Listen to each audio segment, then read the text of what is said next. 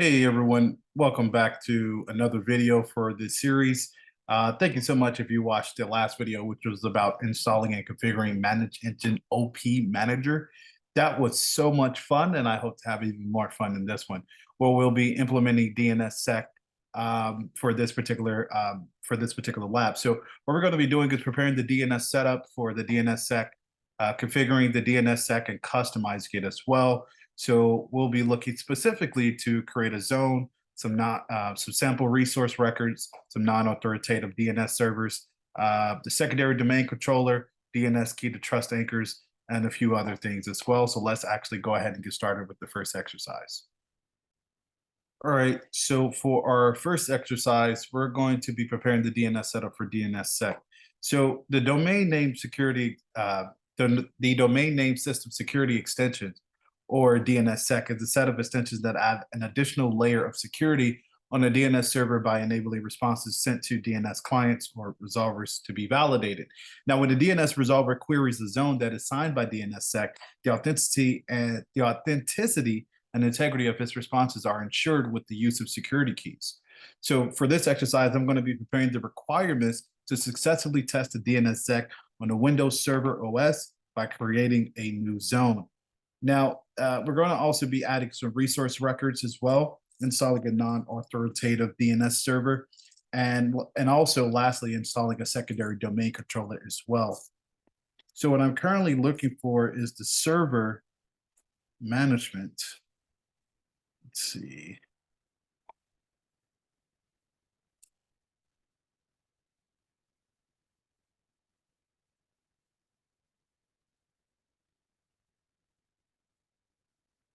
Oh, that's because I'm on the wrong server.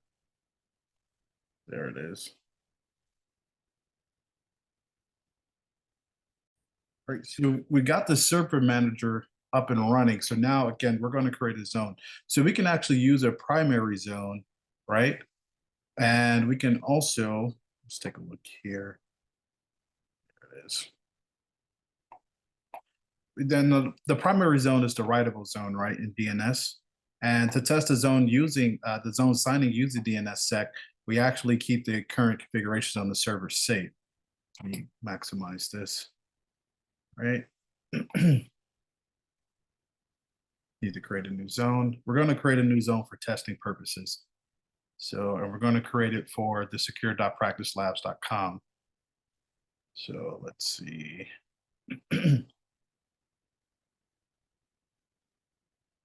Just naturally.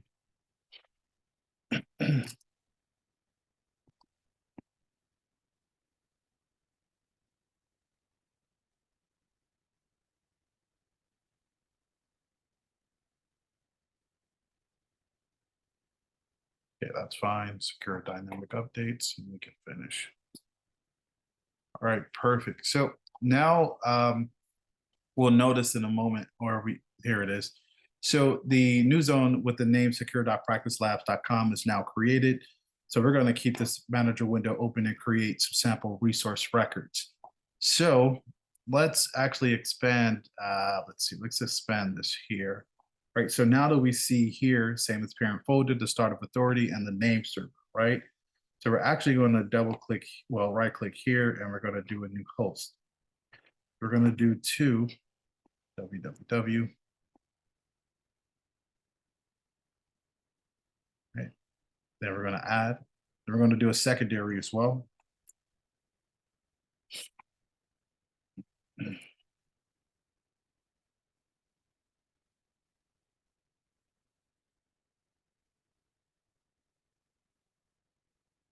All right, perfect. So now that we close those out, we're going to create a non-authoritative DNS server. So we're actually going to install and configure a new non-authoritative DNS server on the DMO1 server here. So I'm going to swivel over here.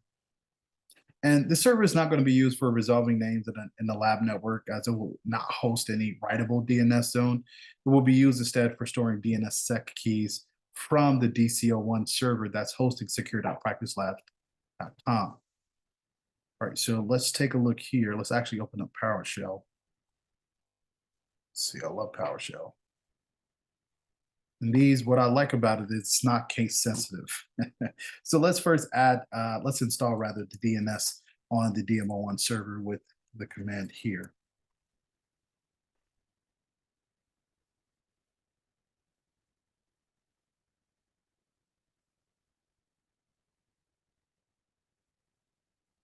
Okay.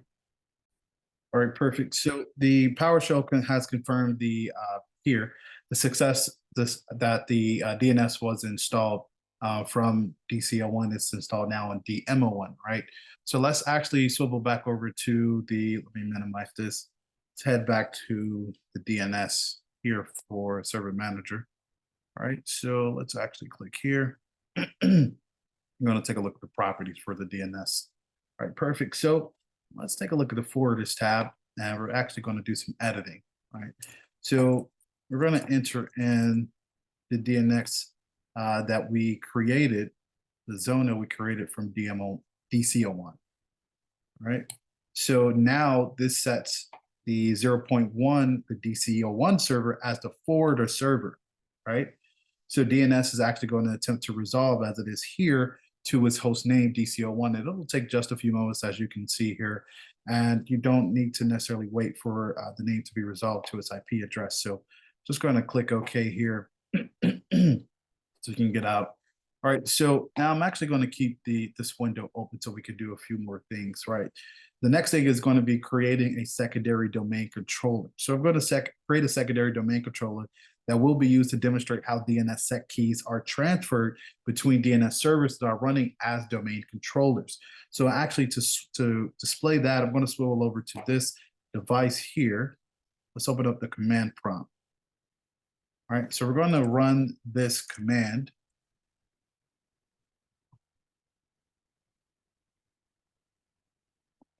Got to spell first.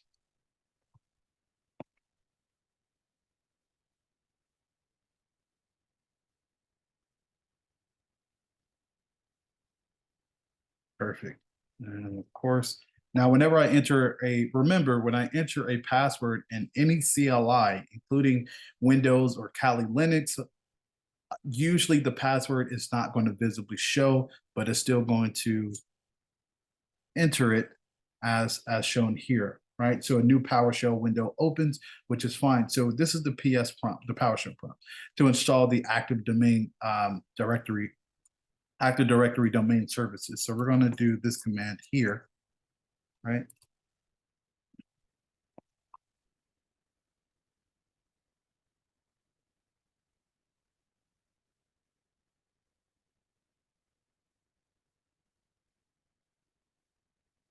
All right, perfect. So it may take a while for the domain services to be installed, but after they install, should be prompted with a success message similar to before. All right, so now you can see here that I've successfully installed the AD domain services support files.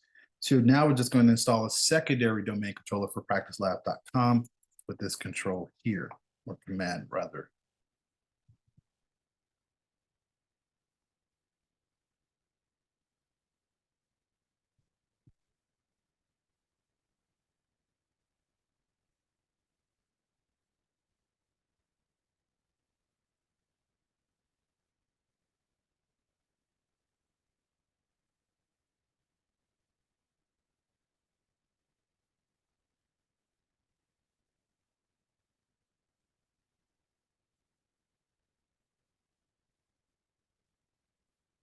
All right, so I'm just waiting while the secondary domain controller is being installed.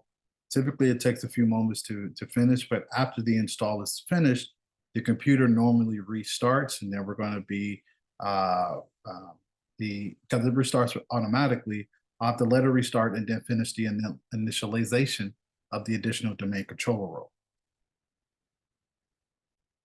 So the server has now restarted after successfully installing, right? So now we're able to move forward with configuring the DNSSEC, right? So it's on a zone, right? And it's easy and straightforward as far as the process using the DNS manager as one of the most important settings for assigning the zone. that is provided by the DNSSEC wizard. So what I'm about to do now is enable the DNSSEC on the secure.practicelab.com zone. So it distributes the keys with the use of the trust anchors among servers and verifying the configuration. So let me actually touch on also what a trust anchor is. So it's a public key that is associated with the specific zone that's been protected with DNSSEC. So when distributed among DNS servers, the trust anchors form a chain of trust that's useful for validating the DNSSEC data among servers. So let's get started with actually first signing the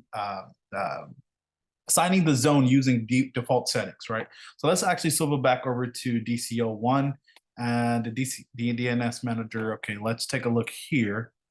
And let's take a look at these here. Let's click. All right, perfect. So let me actually click here. Actually, you know what? I'll just click here instead. All right, let's take a look at the DNSSEC so we can sign the zone. All right. So let's click there. And we're actually going to use the default settings to sign the zone, as I just mentioned. And this is just a summary, right, about the sign zone, which everything is fine. We're in a lab. And then I'm going to hit finish so we can close out the wizard. All right. Still, now we may not see it change right away, but I'm just going to right click on the secure labs here to refresh it. All right, there we go. Perfect. So now that we see the updated contents of the secure zone showing a padlock also right here, that's appended to the zone folder. So similarly, the resource records have been further expanded here to show resource records that are signed by DNSSEC, right? So this allows us to move on to the next task, which is going to be distributing the trust anchors to a non-authoritative DNS server. So earlier in the video, I installed and configured a non-authoritative DNS server on DMO1, right? So the purpose of setting up a non-authoritative DNS server is to test the distribution of DNSSEC keys, also called a trust anchor, right? As I mentioned. So among the DNS servers, such as a non-authoritative DNS server and a domain controller that's running as a DNS server, a trust anchor is a set of keys that protect a DNS server, just as a set of keys would protect your home, so to speak, right? As it signs the zone and validates the DNS responses to DNSSEC-aware client computers, we have to share a trust anchor among DNS servers, right? And we're going to do that with a few steps here. So I'm actually going to open up File Explorer, and we're going to, let's see, go to the local disk, and let's open this up here, scroll down. Here, there we go. Then we should see DNS. There it is. All right, perfect. There it is. Use it down at the bottom. All right, perfect. So now that we're in advanced, let's see, we're in sharing, advanced sharing. All right, then I'm going to share this folder naturally, of course. But then let's see, apply. Probably shouldn't have done that, but because it's the lab. So I'm just going to save the settings here. And I'm just going to close the DNS properties dialog box. I'm just going to get out of the File Explorer. So now I'm actually going to swivel over to DMO1, right? So now we're in the DNS manager, right? So I'm actually going to expand this. All right, so let's take a look at the trust points as well. Nothing there, but we're going to do some other things here. Let's see, we're going to import the DNSSEC key naturally, right? And it's actually, I'll just find it quicker to just put in what we're looking for versus browsing and taking time to kind of search for it.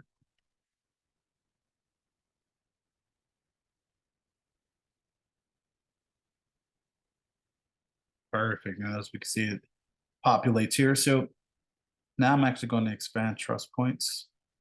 All right, then we can take a look here. Right.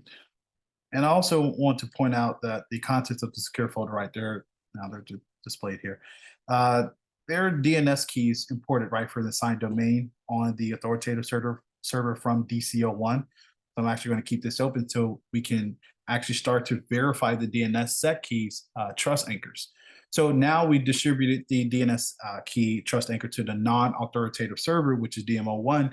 We're going to now test if the trust anchor can be detected by the DNSSEC-aware clients using, in this lab, in particular, Windows 8 and higher versions. So we're going to use Win10 actually to detect the DNS key TAs on the Practice Labs network. So I'm actually going to swivel over here.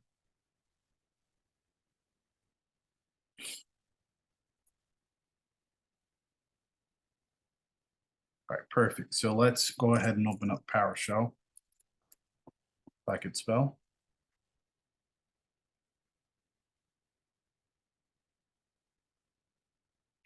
All right, I also want to note that the user account control policy, it just mandates the elevated rights that are required to run certain command line tools, which is why I run as administrator. So let's actually go ahead and see if we can detect it.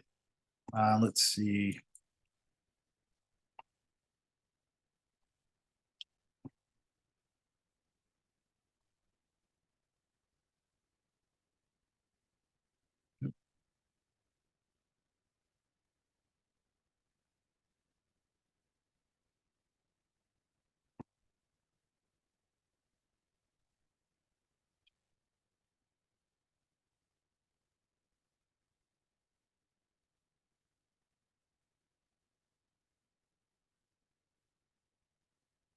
All right, let's see. Perfect. There we go. So as we can see, it detects and lists the DNS key trust anchors whenever it's found on the network, right? So now that they're listed, we're going to distribute the trust anchors to a secondary domain controller. So typically I'm going to swivel over here while I'm talking, but typically the DNSSEC keys are copied to other DNS servers for redundancy, and they create an island of trust between the DNS servers that host assigned DNS zone. So now we're going to replicate the DNSSEC trust anchors to a secondary domain controller that I previously configured. So distribute the TAs to the secondary domain controller. We're going to do a few things. Actually going to click here, and then let's actually take a look at the properties for the DNSSEC. All right, perfect. And of course, naturally, we're going to click on the trust anchor. So we're going to enable the distribution because that's what we're trying to do, right? All right, perfect. Yes, of course. Of course, we want that. All right, so now that we've confirmed the successful configuration of the DNSSEC parameters, I'm going to do a few more things. I'm actually going to swivel over to SAO1, right? And let's go to the DNS menu for the server. All right, so let's actually expand this a bit. All right, let's see here. Should pop it in a second.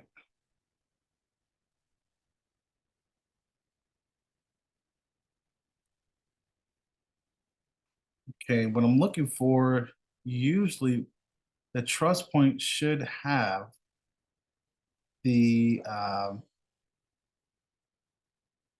should have some additional folders here. Okay.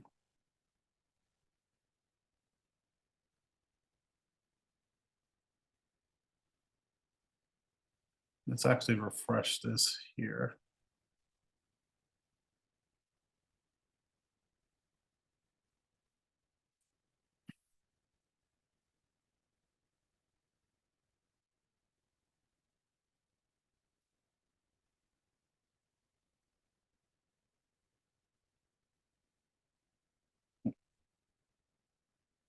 All right, so let's fix this here. All right, so we finally fixed it. And just to give a very, very quick tidbit, because I don't like veering off the subject matter, what I did was I was able to head, let's see, what was it here? It was here, and I went here, then I restarted the DNS server. All right, so now I was able to have it populate what it needed to within the folder. But nonetheless, we can move forward. All right, so let's actually take a look at the secure folder, right? So I want to note also that the DNS key trust anchors are present on the secondary domain controller of practicelabs.com. So similarly, in the DNS manager window here, let's see, we take a look at the forward lookup zones also, right? Let's see, and then this one here. We see the replicated resource records from secure.practicelab.com from that zone from DCO1, right? So now that we know this and we see this, we're going to query a signed zone without DNSSEC validation required. So the secure.practicelabs.com zone has been signed with DNSSEC. So now I'm going to test if a signed zone can be queried without the DNSSEC validation. So to query that, I'm just actually going to swivel over to Win10. Go here. And the PowerShell is still open, so we're good there. So let's do that with this. Similar command to before, actually. You know what? Should take the lazy way. And let's do that. Let's see. Actually, I'm going to need this.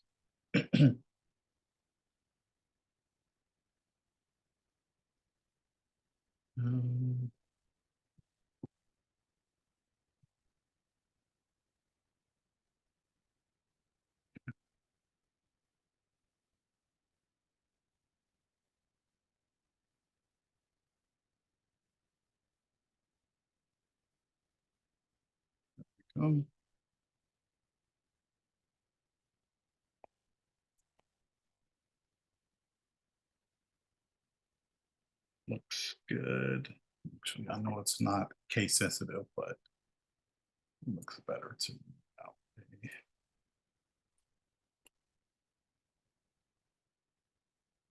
I'm just checking the command to make sure everything is proper. Because I tend to move too fast and then it'll have some hiccups and that'll throw off typically everything. Let's see. Yeah, I knew it. That's fine. That's an easy fix. There it is. Perfect. All right, so now we see the results of the resolve DNS name query, right? And we want to also note that the workstation shows a successful response as the DNSSEC trust anchors are successfully in place in our labs network. So now to verify that the DNSSEC validation is not required, we're actually going to do another command here. So let's do that. All right, perfect. So since no result is given, it means that there is a policy for DNSSEC validation, right? So that means that we're gonna move forward with configuring the support for DNSSEC in a group policy object. So then NRPT, which is if you notice this here, that's the name resolution policy table. So it's used to require DNSSEC validation when the DNSSEC aware client queries the DNS server, which is what we've done, right? So the NRPT is configurable via the local GPO for local testing or domain GPO for domain environment. So in this task, I'm actually going to configure a domain-based GPO to require DNSSEC validation to query the signed secure.practicelab.com zone. So now to configure that, I'm actually going to swivel over to DCO1. I'm actually going to actually minimize this so we can get back here. We can take a look at the group policy management. Let's see here. All right. Hey, Forrest. How you doing, buddy? All right, perfect. So let's take a look at the domains and the practice labs. Perfect. All right, so let's create a GPO in this domain group policy object. All right, and DNSSEC, of course. Let's do that. All right, so now should notice. All right, perfect. So now that we see that the DNS GPO is now listed under the practicelabs.com node. So I'm just going to right click here so we can do some editing. All right. Let me open this up a bit more. So now let's take a look at the computer configurations, policies. Of course, naturally the window settings, right? And NRPT, well, NRP at this point, right? So let's take a look at the create rules, right? So which part of the name space does this rule apply? That's an interesting question, right? Let's actually, the suffix is fine. And naturally, we're going to continue with secure.practicelabs.com.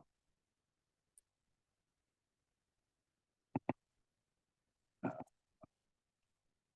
right, perfect. So now we're going to enable, of course, the DNSSEC rule, well, DNSSEC in this rule, rather. And now we're also going to require DNS clients to check that name and address data has been validated by the server, right? So now we're fine with everything. So we can actually create, and we can actually scroll down here and let's see, select here. can actually hit apply, so it can apply to that particular one. All right. Does this say the full name?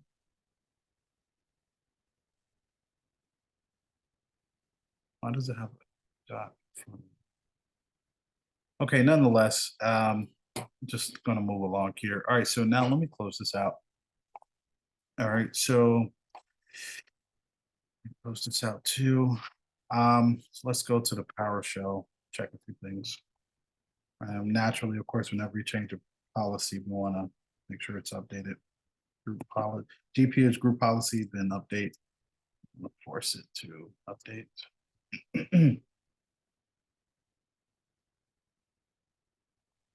It doesn't take long. Yep, there it is. And now we want to get to the DNS client NRPT policy that we've just configured as well. So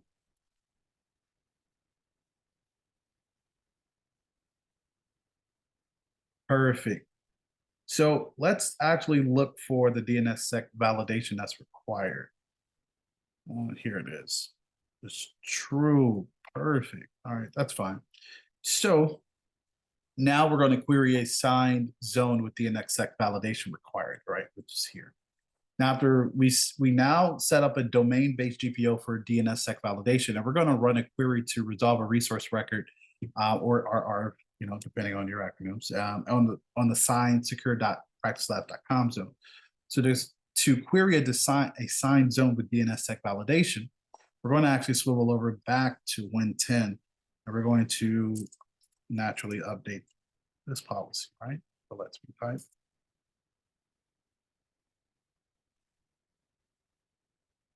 I misspelled it, yeah. Going too fast. That's why I like to take my time.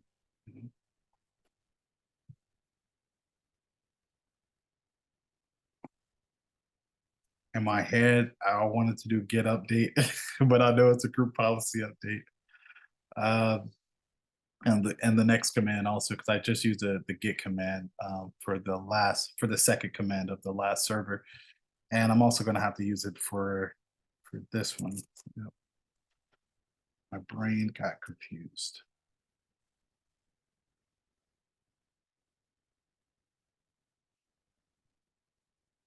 Then tell it which policy. And there it is. All right, perfect. So now we want to notice that the client policy is detected by Win10, right? So and a validation required is also true here, right? So now we're going to resolve the DNS name with DNSSEC validation configured.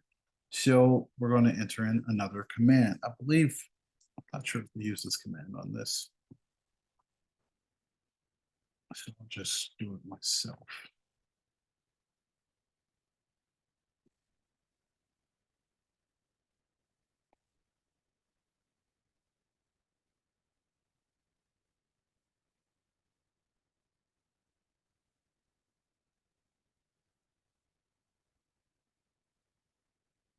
Perfect. So there's really, I mean, and I know this you typically would take a bit more research to take a look at, a bit slowed down version, but I've done this before. So I already know there's no difference between my earlier results and the resolved DNS name. So this is because a valid trust anchor is present on the DMO1 server, which is here, right?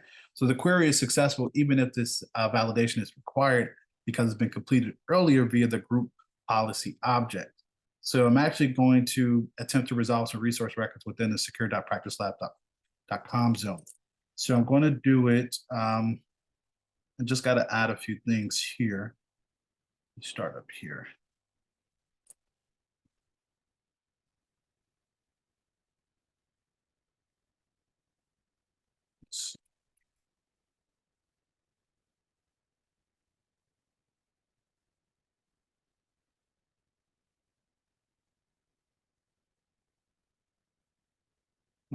Looks good. Perfect. So we start up here. What am I just like my windows as big as possible, but nonetheless. So we start up there. We take a look through.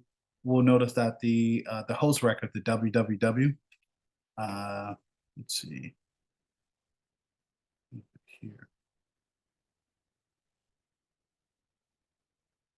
Well, nonetheless, the host record that we created earlier, as far as details about the host record, is discovered here. We can also do www2. Actually, here it is. This is what I created earlier, the DNSSEC zones. And then if I also run the same command with the www2, it'll show my results there. Let's see. Okay. Just two W's. Got a one, I should have put 3. There it is. All right, perfect. So now we can move on to our next exercise here. So now we're going to be customizing our DNSSEC. So we want to understand that the DNSSEC wizard, it provides a set of default settings, right, for signing a zone. So in a similar way, we can sign a zone using customized settings by using the DNSSEC feature of the DNS manager. So for example, a change in the security key on DCO1, which is where the host is for secure.practicelab.com zone, it will create a mismatch along the DNS servers that hold a copy of the trust anchor, right? The trust key. So therefore, the new security key needs to be updated on all the servers to enable validation. So I'm going to unsign the secure.practicelab.com zone and then re-sign it using custom parameters. So you're going to notice, or I'm going to notice, the effect of the re-signed DNS zone on the other servers that hold copies of the DNSSEC keys or the trust anchors from the first signing, right? So first, let's unsign the DNS, let's unsign the secure zone router. So let's actually take a look at the DNS manager. I think I have it here for policy. There it is. Hey, buddy. All right, so let's actually take a look at here, DNSSEC. Let's unsign it. Of course. Perfect. And let's actually refresh here. Restart. Okay. Now if we go back, let's see, refresh.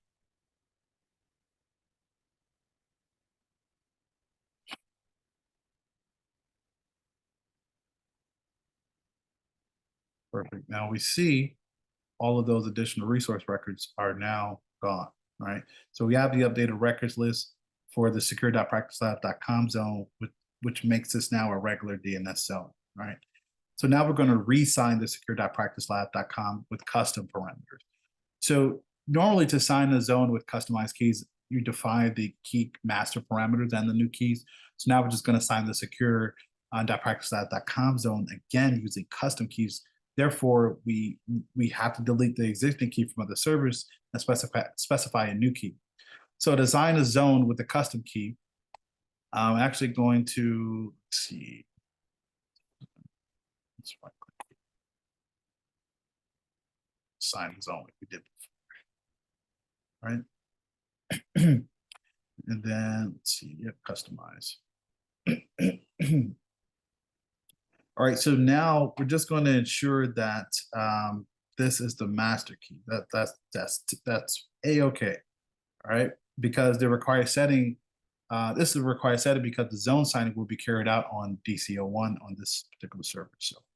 So we're good there. So now we can actually just hit next here, and we're actually going to remove because we're coming up with our own. Right, we're coming up with our own.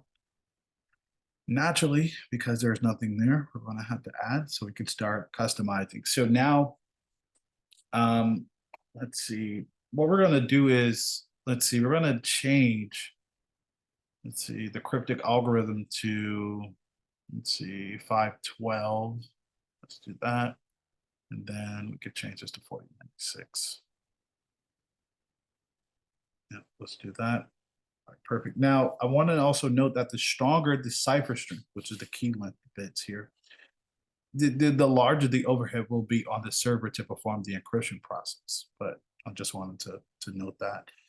So now that we configured this and we've enabled it, we can go next. And then we can hit next again, naturally, right? And then we can hit next. Next. This is good. This is good. That's good. All right. Now it's just assigning the zone. All right. Perfect. Fairly quick. All right. So let's go ahead and refresh. Let's take a look here. Boom. Now that we have our resource records again for our customized key here. So our customized parameters rather. So now we have to update the trust points created earlier between DC01, DM01, and SA01. So let's actually take a look at the PowerShell here. And we're going to enter in the command we used before. So let's see.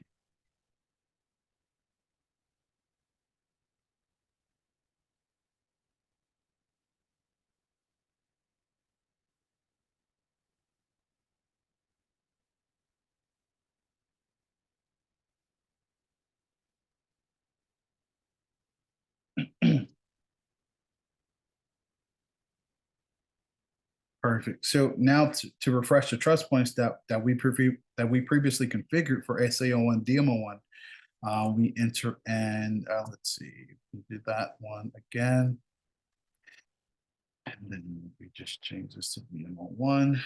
Everything else is good, which it should be. Yep, there it is.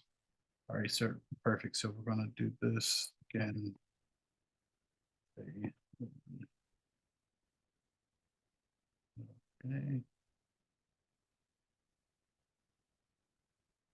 What's wrong with this one?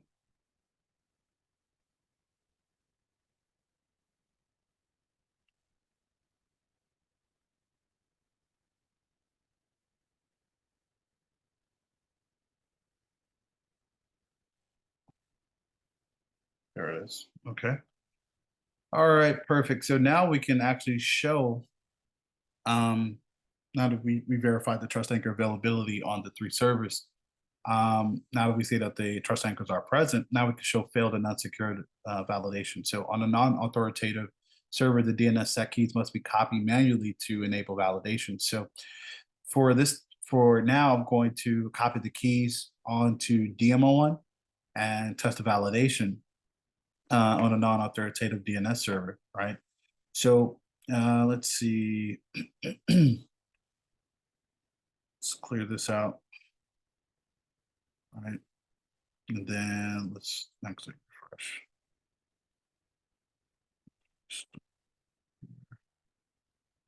And I'm going to swivel over to Win 10. See, got the PowerShell. Right. See resolve. We got a DM1. We're good.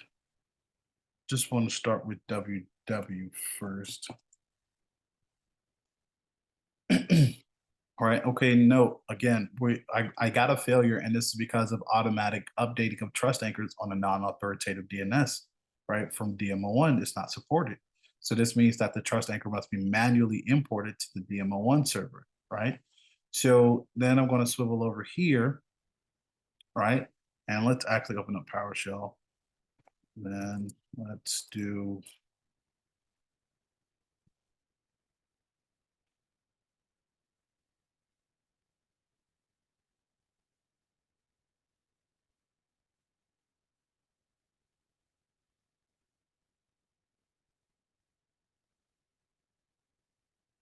There we go. Of course, we do. All right, perfect. So now the DNS trust anchor has been successfully removed, right? So now I'm just going to resolve a name after removing the trust anchor, right? So let's think. No, I did not. Okay, that's fine. Start that off. It's my own.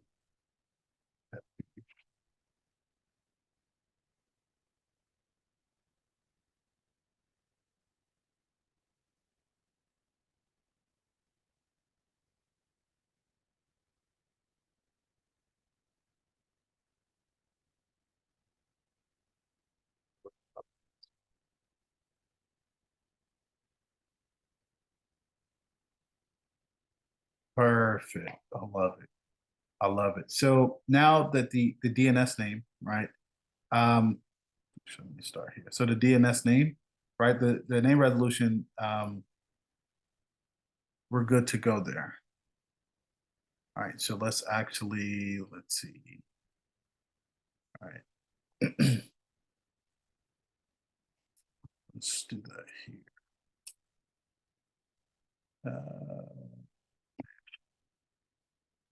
Perfect. So now we notice that the unsecured DNS packet message that appears in Windows Shell, also on the last, let's see, it appears because the trust anchor on the DMO1 server was deleted here, but unless we're good here. So that's actually the end of this video. So just for implementing DNSSEC. So just for a brief recap, we prepared the DNS setup for DNSSEC. We configured the DNSSEC as well, and we also customized some things as well. But that's it for this video. Next video, we're going to be implementing the AD Federation services. This was so much fun.